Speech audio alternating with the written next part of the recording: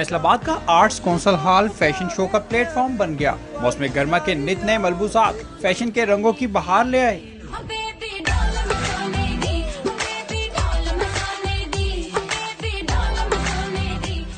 Lawn की साड़ियाँ, long shirts और फ्रॉक भी दिलकश मलबूसात की नुमाइश ने शो में चार चांद लगाए। मेल मॉडल्स के स्टाइलिश मलबूसात ने शुरा के दिल खूब बहलाए।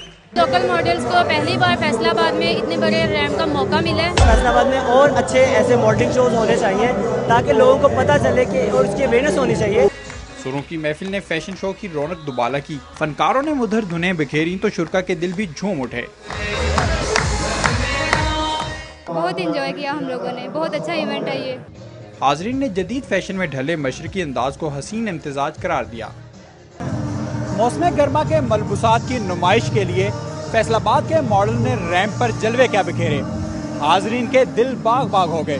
शुरा ने गुलकारों की परफॉर्मेंस को भी खूब सराहा। कैमरामैन रिजवान सावरी के साथ मुदस्सिर नज़ीर, समा, फैसलाबाद।